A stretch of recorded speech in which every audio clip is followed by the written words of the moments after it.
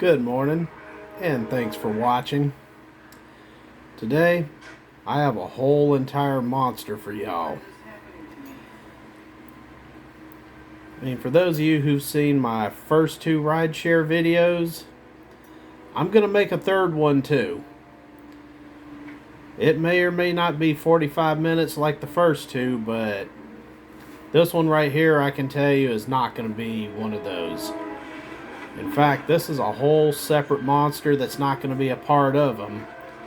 It actually deserves a whole entire installment of its own.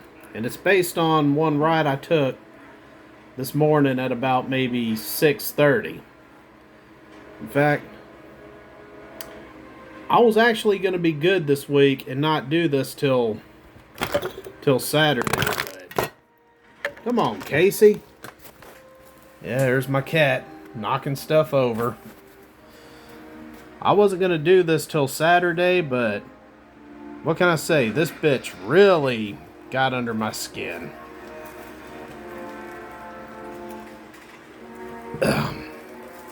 Now, I had actually started giving rides at about maybe 10 o'clock last night. Did it throughout the night, and I actually cut it off about maybe 2 hours ago. Maybe a little later. It was sometime after this last... Well, she wasn't my last ride. I guess she was my third to the last. But man, did she get under my skin today. But as y'all have seen, and I spoke about this in my first one of my biggest pet peeves. It's not just a pet peeve in the rideshare business. It's a pet peeve I have in general. Pretty much I've had it as long as I've been driving. You know, come to think of it, my dad had this pet peeve too. That's pretty much being a backseat GPSer. Or a backseat driver, whatever you want to call them. Now let me reiterate. Well, okay. As I mentioned, that's one of the things that will give you the appropriate rating, but just let me reiterate something. Whenever I say backseat driving, backseat GPS, every so often, I'll get a passenger that'll say your app's going to tell you to do this, that, and the third while standing on your head, but if you just go straight and make a right, it's going to be much easier. If you're one of those, this doesn't apply to you. In fact, I actually, that's the level of it I actually can appreciate. So shout out to every passenger I've had who's ever done that. But that can't be said for everyone. Because like I've also said, if my app interrupts my music to say in 500 feet, turn right on Perkins Road, I do not want to hear the word, you're going to turn right on Perkins Road, come out of your mouth. Should you'll get a bad rating. But the one I'm going to talk about today is the backseat GPS from hell. Like, she actually gets her own installment. Yeah, you hear that, Claudette? Yeah, that's her name in the app, Claudette. You were such a bitch to me today that I'm giving you your own separate installment. You're not good enough to be a part of the rest of them. Because this was somebody I picked up who lives somewhere in that neighborhood along River Road, just right next to the levee by the Mississippi River. And she was going to work at some assisted living center off of Essen. Really off of Suma, like literally right next door to the new Lady of the Lake Children's Hospital. They built it like 5 years ago. She really didn't become a problem until I got off of I-10 at Essen Lane. But while she was in the back seat, she was on her phone talking to whoever about whatever. And you know, I kept hearing her talk about how she's all about living for the Lord and all this other stuff. Hallelujah, shabba dabba dabba, I'm living for the Lord. I'm grateful for all He's done for me. As Medea once said while she was standing in front of the judge at the beginning of Medea Goes to Jail when she got her little slap on the wrist because they never read her Miranda rights because she was too busy fighting the cops. I just had to throw that in there because I'm actually still pretty pissed off about this.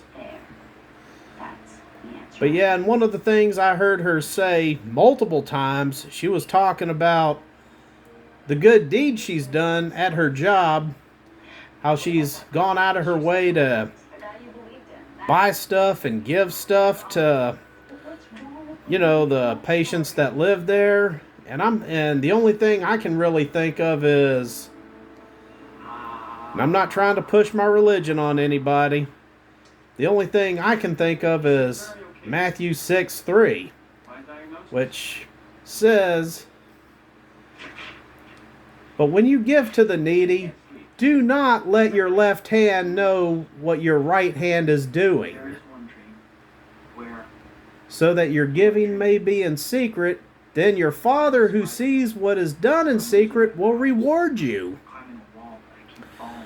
Well, not only does her left hand know what she did, she might as well have been screaming her good deeds to the top of the mountain. So that way, she's already getting her reward from everyone around her. She definitely got her reward from me before the end of the ride and after we parted ways. Anyway, moving on to why she became a problem. Now, like I said, she didn't act this way until I got off at Essen Lane. And the way it's set up, you know, if you're traveling on the eastbound of I-10 and you get off at Essen and turn right, you know, you're going to stay to the far right on the exit ramp.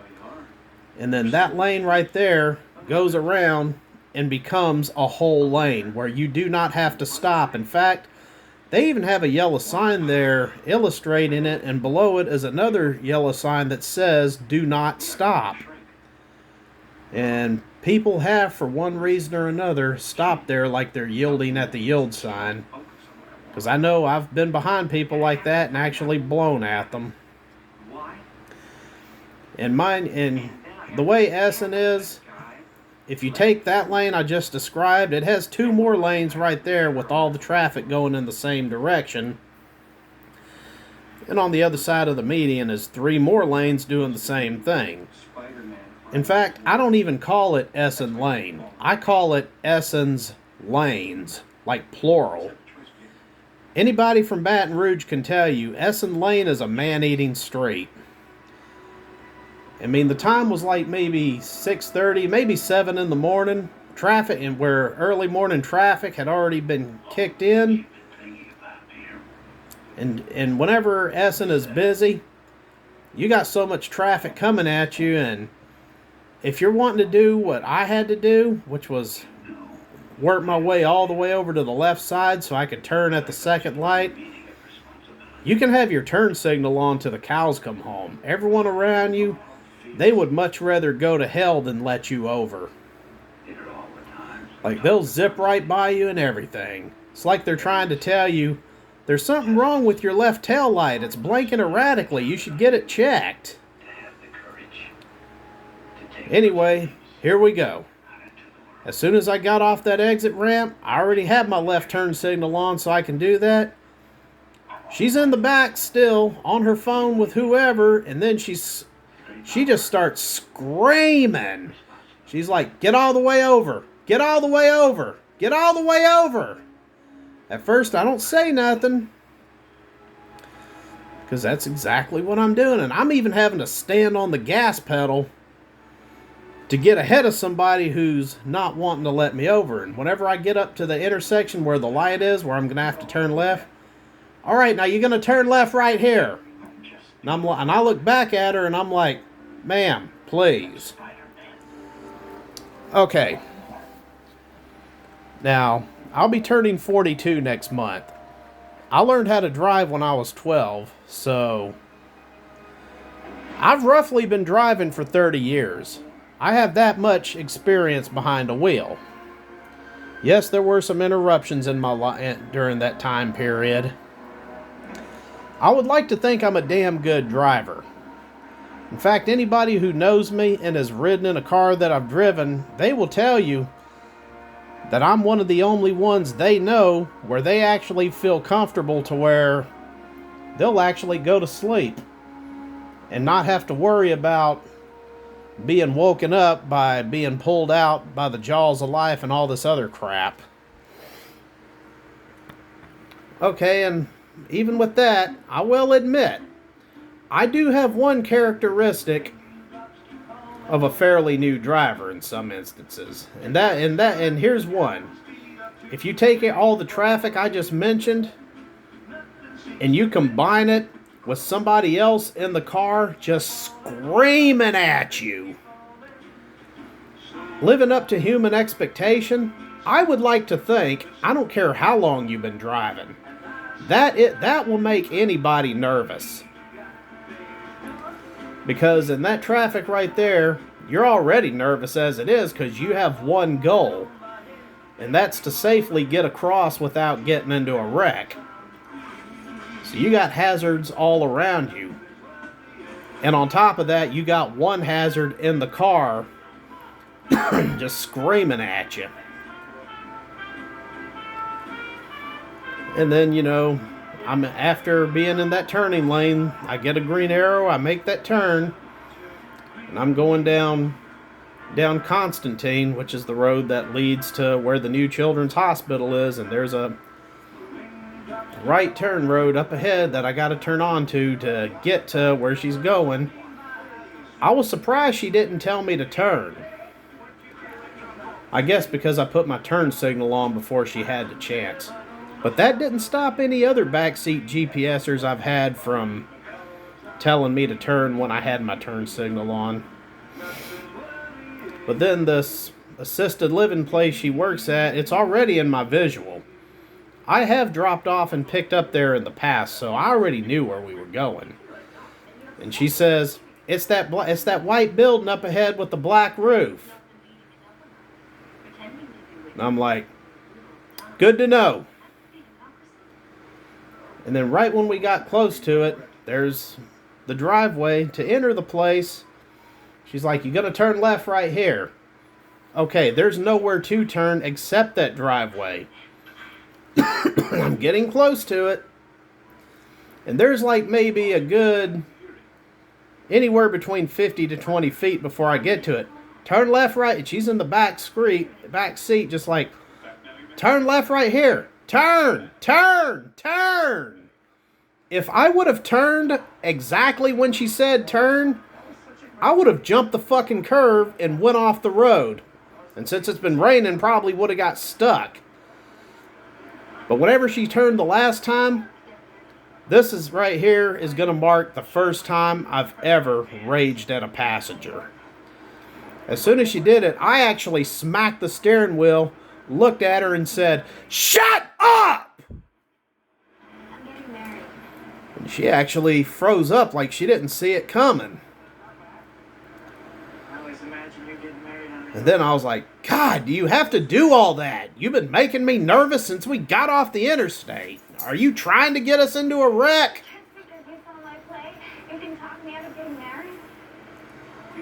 And I'm willing to bet my rating went, oh, no, Anna, come on, don't do that. Oh, man, you know what? When I did that, I just scared the piss out of my dog. I better go give her a hug. But I'm pretty sure my rating's going to go down. But right whenever we got to the front door, she actually did say something. And no, it was not an apology for any of that. She actually said, as she grabbed her bag, she was like, okay, you need to be more mindful and respectful towards your passengers. I was just trying to help you get here, that's all. And I just went ahead and said it. Because I do have a Class A CDL. No, I'm currently not driving trucks, but that's going to be a whole nother story for a whole nother time. But I said, do you have a Class A CDL? Do you have a Class A CDL? Yes or no? And she's like, no. I'm like, okay, you haven't had the training I have. You are not qualified to help me drive the car. I guess somebody who doesn't have a Class A CDL trying to help somebody with one drive the car, that's like some white belt in any martial art who has no fighting experience going up against a black belt in anything thinking that they're going to win. Not going to happen. But after I dropped her off, not only did I 1-star her, but I marked her down as rude and other safety issue. And it said to add a note, to which I did. I said, could have caused a wreck, because to which she could have. I mean, because like I said earlier, I would like to think if you're driving in heavy traffic like that, and you got somebody else in the car just screaming at you, that's enough to make the driver nervous, which could potentially cause a wreck. And the way the law looks at it, unfortunately, if I was driving and I committed an at-fault wreck, I could tell them I was really nervous because the person in the car was just screaming at me nonstop. In a perfect world, the person that was screaming would be the one at fault. But unfortunately, that's just the way the KFC biscuit crumbles. And hopefully her biscuit crumbles. But like I said earlier, this isn't part 3. I'm going to make a part 3. And anyone who's seen my first 2 that dropped a comment will be getting a shout out. Even if you drop a comment on this one, I'll give you a shout out. But no, I just wanted to take a minute to actually vent. Well, that's all I have for right now. Till then, y'all be good. Y'all be safe out there, and God bless. Cut.